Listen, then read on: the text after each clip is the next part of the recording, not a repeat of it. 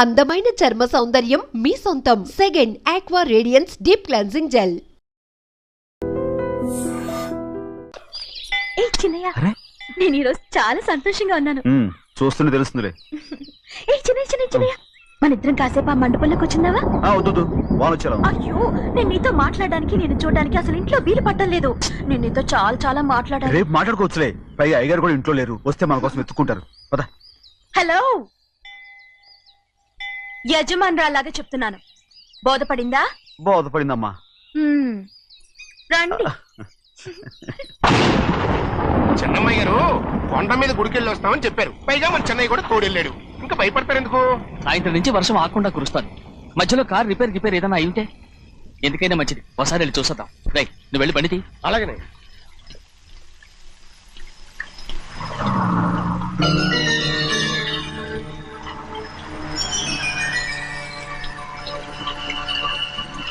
అయ్యా చూడండి, ఆ కారు మందే అనుకుంటానండి. అవునయ్యా, ఆ బండి 288. నేను అప్పుడే చెప్పాగా బండి రిపేర్ ఏదన్నా అయి ఉంటుందని. రైట్, పక్కన ఆపరా. చాలా పొద్దుపోయింది, ఇంటికి పోవా?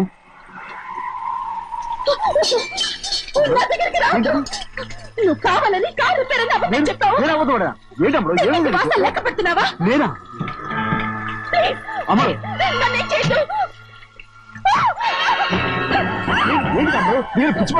నీకే మొన్న వచ్చి పట్టింది. నా ప్రాణం పోయినా నీకు లోగను. ఏంటమ్మ నువ్వు చేసే పని? ఏంటి అమ్మ?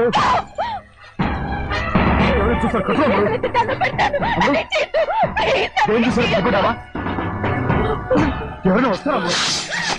చిన్నయ్య,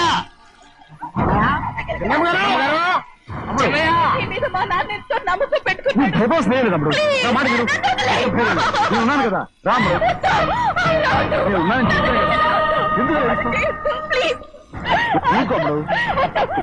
నువ్వేం భయపడకమ్మ, నా మాట విను. అమ్మడు ఆడబడుతే ఏంటి పిచ్చాలేక?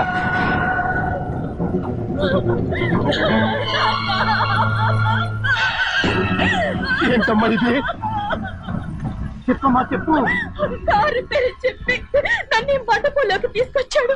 వర్షం పడుతుంది, కారు రిపేర్ చేయలేమని ఇక్కడే ఉందామని నన్ను అదోలా చూశాడు. నాకు చాలా భయం వేసింది. ఏ పర్వాలేదు, నడిచేనే వెళ్ళిపోదాం నేనంటే, నువ్వు విదేశాలు చదువుకుని వచ్చావు, ఆ మాత్రం అర్థం చేసుకోలేవా? ఈ ఒక్క రోజుకి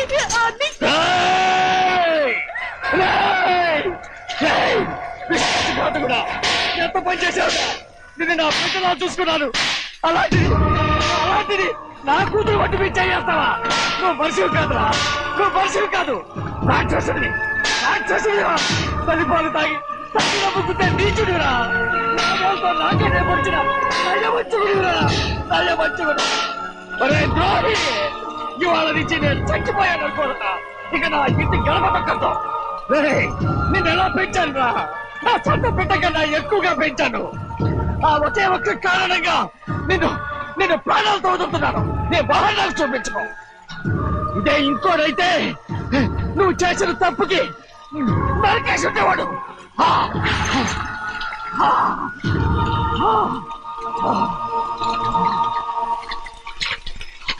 పదమ్మా, రే రండా, ఇవాళతో వాడికి మనకి రుణం తిరిగిపోయి.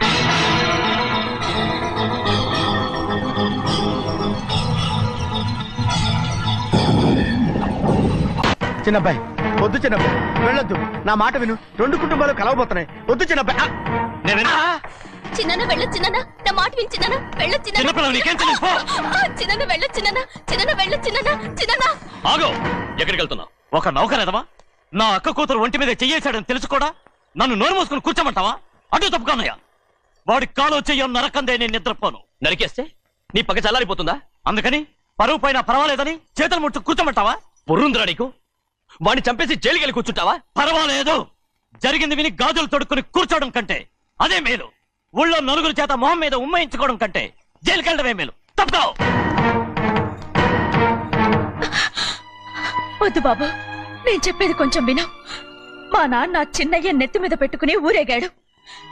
ఇప్పుడు ఆయనే నిజం తెలుసుకుని బయటకు గెంటేశాడు. ఆ శిక్ష వాడికి చాలు.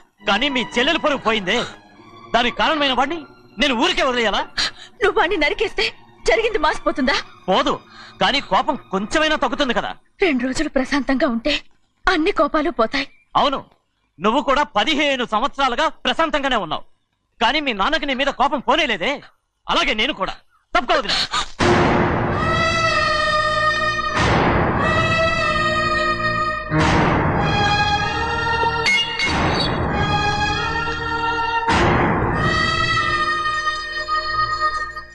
వాడి కోపంలో కూడా న్యాయం ఉంది గౌరీ. ఎవడో చేసిన దాన్ని ఎవడు చేసుకుంటాడు చెప్పు? న్యాయంగా చూస్తే వాడు చేసుకోవాల్సిన పిల్ల. వాడు మనతో పాటు చిన్న వయసులో వచ్చేసాడు కాబట్టి ఆ కుటుంబానికి విరోధయ్యాడు. ఓన్లే తను నాకు మర్యాద ఇవ్వకపోయినా నీకైనా ఇచ్చాడు.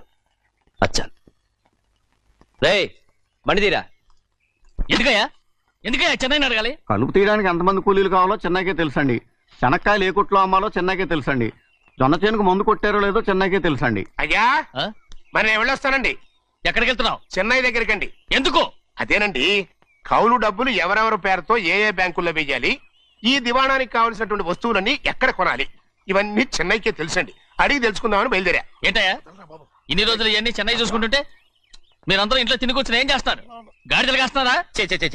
ఇది ఇల్లా సత్రమా? అబ్బా నువ్వు ఉండవయ్యా, నేను చెప్తున్నాను కదా.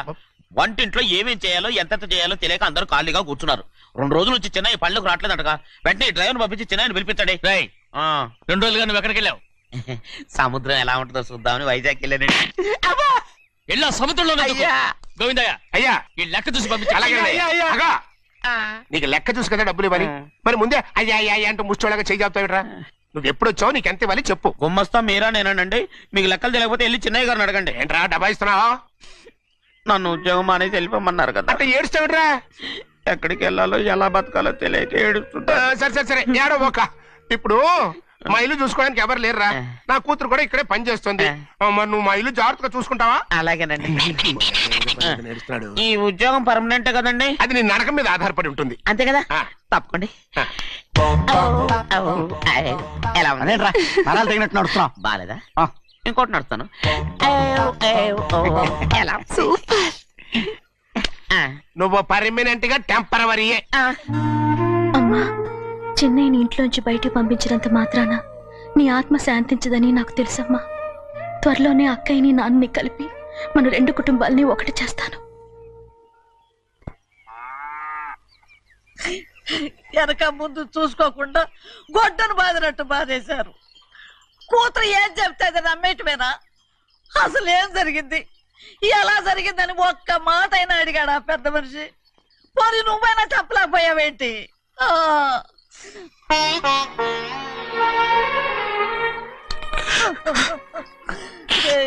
చిన్నయ్య ఏడుస్తున్నావయ్యా? పెద్దయ్య కొట్టాడని బాధపడుతున్నావా? అబ్బే పెద్దయ్య కొట్టిన దెబ్బలు కాదని నేను బాధపడుతుంటా. ఈ నెలలో ఒక్కరోజు కూడా నేను ఆయన విడిచిపెట్టి ఉండలేదు. అలాంటిది 2 రోజులు అయిపోయింది ఆయన చూసి. అదే బాధగా ఉంది. బాధ ఇదే. చిన్నయ్య చూడు, ఎవ్వరికి కనపడకుండా పెద్దయ్య గారిని చూసిరారా, అప్పుడు నీ మనసు స్థిమిత పడుతుంది. లేదే, ఆయన తప్ప ఆయన తెలుసుకుని నాకు కబురు చేసేంత వరకు నేను ఆయన మొహం చూడను. ఆ దొంగ ముఖం నీ మీద మనసు పడ్డట్టు నాటకం ఆడింది అనుకో, అది నీ యజమాని కూతురని తెలుసు కదా, నువ్వెందుకు మనసు పడ్డా? సిగ్గిడిసి తన అందరి ముందు పంపు సెట్ దగ్గర స్నానం చేస్తూ నా మీద పడ్డప్పుడు కూడా నేను మనసు పడలేదే. కానీ ఒకరోజు అయ్యో ఏంటి తమ్ముడు మధ్యలో పోయిందేంటి? పుస్తకాలన్నీ తగలబెడతావు, పైగా చదువుకో డిగ్రీ కాగితాలు కూడా మంటలు పడేస్తావేంటి? ఏమైంది నీకు? ఇదిగో మర్యాదగా మంటలవి. అవి నేను చదివి సంపాదించుకున్న డిగ్రీలు. వాటిని మంటల్లో వేస్తాను, చెప్పేస్తాను, నా ఇష్టం. అది అడిగే హక్కు నీకు లేదు. అవి మంటల్లో వేయకపోతే ప్రాణానికి ప్రాణంగా చూసుకుంటున్నావే మా నాన్న, ఆయన మీద ఒట్టు ఇలా ఇలా పడి చేస్తాను. వెయ్యి.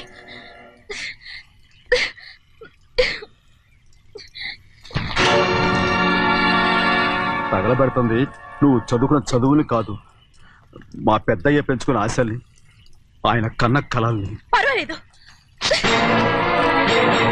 నా ఆశ నెరవేరినప్పుడు ఎవరి ఆశ తీరినా తీరకపోయినా నాకు అనవసరం. నేను డబ్బున్న దాన్ని లేక నువ్వు నన్ను ప్రేమించడానికి వెనకాడుతున్నావు. చూడు, మా నాన్న నా పేరు మీద రాసిన ఆస్తుల తాలూకు దస్తావేజులు మొత్తం తెచ్చాను. ఇవి కూడా నేను ముందే చెప్పాను, అడ్డొచ్చావో దూకేస్తాను.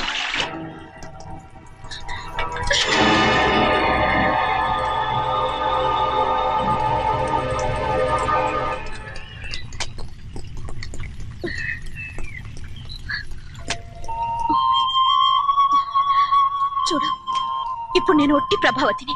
నాకు చదువు లేదు, డబ్బు లేదు. ఇప్పుడేనా ఒప్పుకుంటావా? మరి చిన్నపిల్ల మాడతావేంటి? ఎన్ని చెప్పినా సరే నువ్వు మా పెద్ద కూతురువి. అలాంటిది నేను పెళ్లి చేసుకోవడం ఏంటి? మరి అర్థమైన మాడతావు.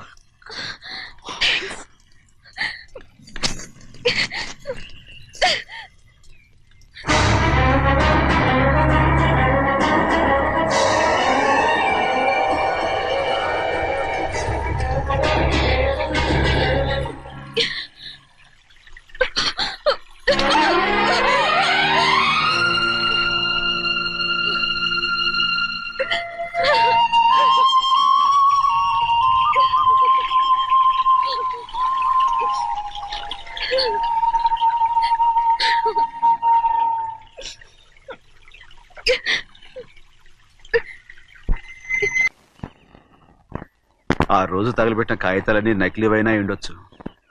తనకు తెలుసుగా నేను చదువురాని మొద్దునని. ఆ పాపిష్టిది ఎంత నాటకం ఆడింది, నీ మీద ఎంత పగబోనింది. అసలు నువ్వు చేసిన తప్పేమిట్రా?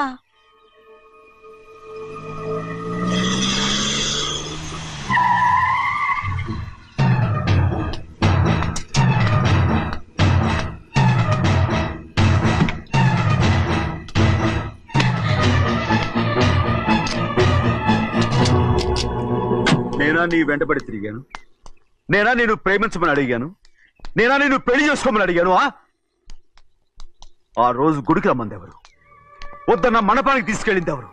చేసినంత నువ్వు చేసి నేనేదో చేసినావే. నేను నిజంగా పాప పోనీలే ఆడదాని వారు ఊరుకుంటున్నాను అనుకున్నావేమో. పొరపాటు. నన్ను ఎంతగానో నమ్మిన మా అయ్యగారు నన్ను అనుమానించి తప్పు పట్టారే, దానికి ఆ రోజు నా నోరు మూసుకుపోయింది. కానీ ఈ రోజు మాత్రం నేను ఊరుకునేది లేదు. చెప్పు, ఎందుకు చేసావు పని? కారణం చెప్పు. ఒకే ఒక్క కారణం, నిన్ను మా ఇంట్లోంచి వెళ్ళగొట్టాలి. ఎంతో ఇష్టంగా చూసుకునే మా నాన్న నిన్ను అసహించుకోవాలి. మా అక్క కుటుంబం 15 సంవత్సరాల నుంచి మా నాన్నకు దూరంగా ఉండటానికి కారణం నువ్వు.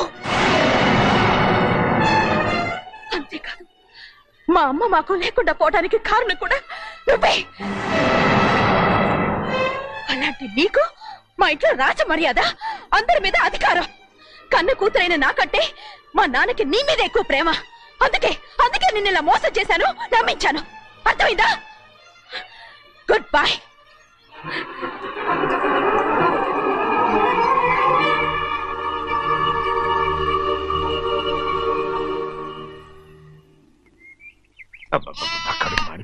ఏంటి నాన్న, బాగా ఆకలేస్తుందా? అవునమ్మా, ఇడ్లీ దమ్మని ఆ బస్సు గాని పంపించి 2 గంటలైంది. అప్పటికి ఆలస్యం అవుతామని నా బండి కూడా ఇచ్చి పంపించా. సంతోషించాం. ఏంట్రా ఇంత ఆలస్యంగా చచ్చావు? మరే దీన్ని నడిపించకరావద్దేంటి? అదే నేనైతే లగెత్తుకు వచ్చేసేవాడిని. అంటే ఈ బండి నడపడం నీ చేత కదా? మరి ఎందుకు తీసుకెళ్ళట్టు? ఏమో మీరు తీసుకెళ్ళమన్నారు, తీసుకెళ్ళాను. కర్మ. సర్లే, ఆకలి చచ్చేట్టుగా ఉన్నా. ఇడ్లీలు ఎక్కడా? అదిగో మూటలో వచ్చేస్తున్నాయి. నోట్లో ఇడ్లీలు రావటం ఏంట్రా? రే, ఈయన నంబర్లే గానీ మూట దింపి ఇప్పి చూపించండి. అట్టగానండి. ఇన్ని ఇడ్లీలు తెచ్చావిడ్రా? మరి 494 రూపాయలకు ఆ మాత్రం ఇడ్లీలు రావేంటి? 494 రూపాయలకి ఇడ్లీలా? మరి అదే చెప్పడమే చెప్పేస్తారు, ఆ తర్వాత మర్చిపోతారు. మనీ నాగమణి ఏంటండి? ఏంటంట? అప్పుడు మీ నాన్న నాతో ఏం చెప్పాడు? ఉండండి, ఆలోచించుకుని చెప్తాను. ఏంటమ్మా, ఫ్లాష్ బ్యాక్ వెళ్తున్నావా? అవును. ఆకలేస్తుందిరా. రామస్వామి హోటల్కి వెళ్ళి కాస్త తెచ్చిపెట్టు. నాకు కూడా ఆకలేస్తుందండి. నువ్వేదైనా తిని నాకు మాత్రం ఒట్టి ఇడ్లీ పడరా. ఇదిగో, ఈ నోటు ఎంతో తెలుసా? నేనేమన్నా తెలివి తక్కువ అనుకున్నారా? 500 నోటు. అబ్బో, నువ్వే దీన్ని అచ్చుకుతున్నట్టుగా మాట్లాడుతున్నావే. చాలా ఆకలేస్తున్నాయి, బండి వేసుకెళ్ళి తొందర తీసినప్ప. ఇదండి జరిగింది. చిల్లర లేదు కదా అని 500 రూపాయలు నోటు ఇచ్చి పంపిస్తే మొత్తం ఇడ్లీలు పట్టుకొస్తా ఉంటా. నీ నోట్స్ చెప్పు. ఆకలేసేస్తుందమ్మా. చట్నీ సాంబార్ ఇదిరా? ఇచ్చాడండి. ఇది నేనే వద్దన్నానండి. ఎందుకని? మరి అదే మళ్ళీ మర్చిపోయారు. నాగమణి, మీ నాన్న నాతో ఏం చెప్పాడు? అయ్యో చట్నీ సాంబార్లని ఎన్నిసార్లు ఫ్లాష్ బ్యాక్ వెళ్తారా? తిని నాకు మాత్రం ఉట్టి ఇడ్లీ పడరా. ఇదిగో, ఆయనకు అర్థమయ్యట్టు మళ్ళీ చెప్పు. నాకు మాత్రం ఒట్టి ఇడ్లీ పడరా. అయ్యో, నువ్వు నా కంటి ముందు చెప్పు. ఆయనతో పాటు నేను బయటికి వెళ్ళిపోతాను. ఎందుకంటే ఆయన నేను వద్దు! మీ దిక్కుమాలిన ప్రేమ కథ వినే ఓపిక ఎవ్వరికి లేదమ్మా. అయినా నువ్వు అనేదేముందిలే, అతను లేకుండా నేను బతకలేను అంటావు అంతే కదా. అవునా? అయితే ఒక కండిషన్ రా. ఏంటి? నువ్వు చాలా తెలియగలవాడవని ఈ ప్రపంచానికి, నీ ముఖానికి ప్రపంచం దాకా ఎందుకు గాని ఈ ఊళ్ళో నిరూపించుకో. నా కూతురు నీకు ఇచ్చి పెళ్లి చేస్తా. వాకే వెరీ వీచి. అయితే నువ్వు ఇంటి బయటికి వెళ్ళరా. బయటికి రా. రండి. అయ్యయ్యో నా కాళ్ళు చేతులు ఆటలు లేసే. మీరెందుకు వచ్చారు అయ్య గారు? కబురు పెడితే నేనే వచ్చేదాన్నిగా. కూర్చోండి అయ్యా, కూర్చోండి. చిన్నయ్య టౌన్కి వెళ్ళాడు, ఏదో కొట్లో పని చేస్తున్నాడు. తర్వాత దాన్ని ఎవడు మార్చగలడు? నేనేం వాడిని చూడటానికి రాలేదు, నిన్ను చూడటానికి వచ్చాను. అవును, వారం వారం డబ్బుల కోసం వచ్చేదానివి 2 వారాలుగా ఎందుకు రాలేదు? అయినా నా బాధ్యత నేను చెయ్యాలిగా. ఇదిగో తీసుకో. డబ్బొద్దండి. నీ మనవడిని నేను ఇంట్లోంచి తరిమేశాను వద్దంటున్నావా? ఇది నీ మనవడి కోసం కాదు, నీ కొడుకు కోసం నేను చెయ్యాల్సిన బాధ్యత. ఆనాడు ఊరంతా నా బిడ్డ తప్పు చేశాడన్నా, మీ మనసుకి మాత్రం తప్పు చేశాడనిపించలేదు. ఈ రోజు నా మనవడు కూడా ఏ తప్పు చేయలేదు. ఆ విషయం మీరు తెలుసుకుని వాడిని ఏ రోజు పనిలోకి రమ్మంటారో ఆ రోజే డబ్బు తీసుకుంటాను. నీ మనవడు చేసింది నేను కళ్ళారా చూశాను. దాని గురించి మాట్లాడాలంటే నాకే అసహ్యంగా ఉంది. డబ్బు తీసుకుంటావా లేదా? వద్దు బాబు. ఈ రోషమైన నాలో నేను చూస్తాను.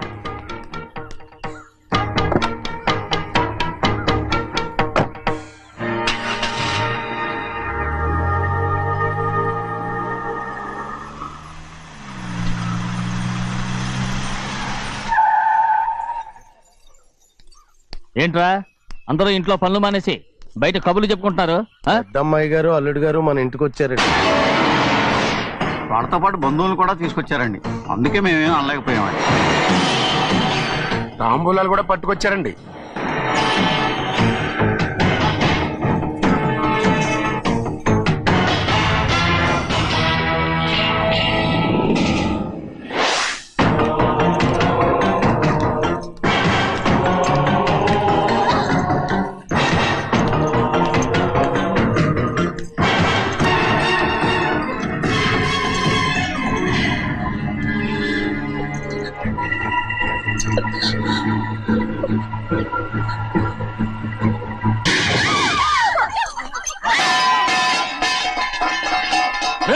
అయ్యా 15 ఏళ్ళైంది బంధాలు తెగిపోయి.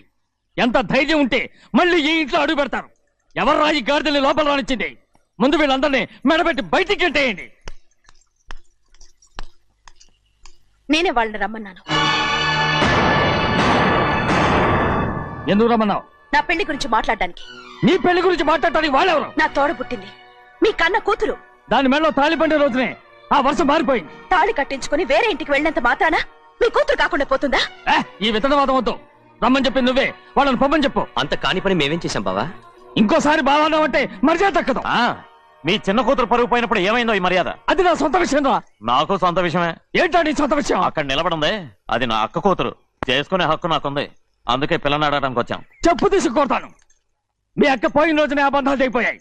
నా కూతుర్ని ఎవరికి కట్టబెట్టాలో నాకు బాగా తెలుసు. కానీ నా పెళ్లికి నా ఇష్టం కూడా ఉండాలి నాన్న. ఓహో, వీడిని ఇష్టపడ్డావన్నమాట పెళ్లి చేసుకోవటానికి? కాదు, తల్లి ప్రేమకి ఎలాగో నోచుకోలేకపోయాను. అట్లీస్ట్ ఆ ఇంటికి కోడలుగా వెళ్ళి అక్కలోనైనా అమ్మని చూసుకుందామని ఆశపడ్డాను. నీ ఆశ నే బతుకున్నంత కాలం తీరదు. ఎందుకు తీరదు? నా పెళ్లికి మీ అనుమతి అవసరం లేదు. నేనిప్పుడు మేజర్ని. ఎవరితో మాట్లాడుతున్నావే? ఆయన మనకు జన్మనిచ్చిన తండ్రి. ఆయనకిష్టం లేకుండా నీ పెళ్లి జరిగిపోతుంది అనుకుంటున్నావా? నువ్వు మేజర్ అంటున్నావే. ఇంతవరకు నిన్ను చదివించి పెద్దదాన్ని చేసింది ఎవరు? విదేశాల్లో చదివినంత మాత్రాన నోటికొచ్చినట్టు మాట్లాడతావా?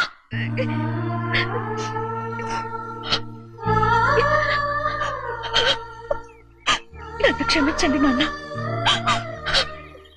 ఎలాగైనా మన కుటుంబం కలవాలనే ఆశతో దాని మాటలు వినే ఇక్కడికి వచ్చాం. మీ ఇష్ట ప్రకారమే ఎవరికైనా ఇచ్చి పెళ్లి చేసి దాన్నైనా చివరి దాకా మీతోనే ఉంచుకోండి.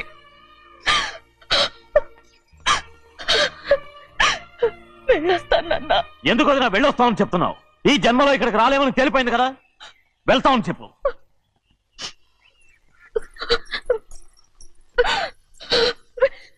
గోవిందయ్య అయ్యా ఈ దరిద్రాన్ని బయట పారే. అలాగేనండి. నన్ను క్షమించండి నాన్న.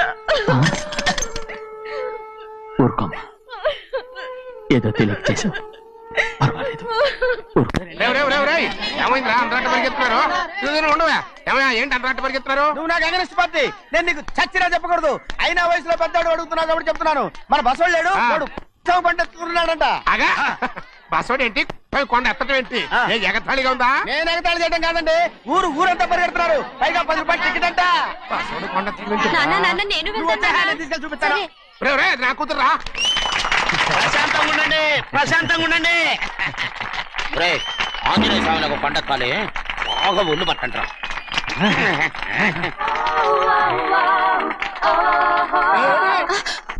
ఆడ కొండనెత్తే పోతే నిన్నెత్తిపోతాడు. ఊరుకోండి కుమస్తా గారు, ఆడికి ఆ కొండనెత్తడం ఈజీ, దీన్ని కష్టం. వయసులో ఉన్న ఆడపిల్లని చూస్తే చాలు తలనేరిసినోడికి కూడా జోకులు వస్తాయి.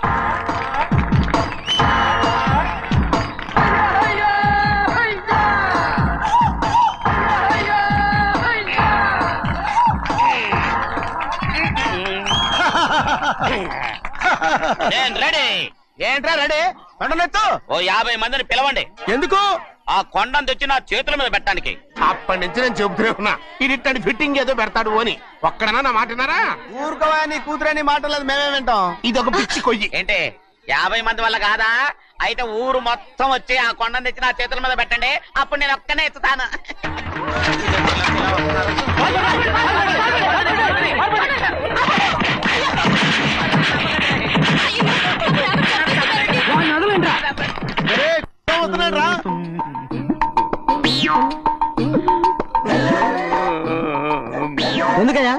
ఎందుకయ్యా అమాయకుని పట్టుకుని అందరూ చెత్త కొడుతున్నారు? అమాయకుడా? వీడా? అవును. స్వామి మా వారిని రక్షించినందుకు చాలా థ్యాంక్స్ అండి. ఏ స్కూల్లో చదువుతున్నారా? Co education. అదే కరెక్ట్.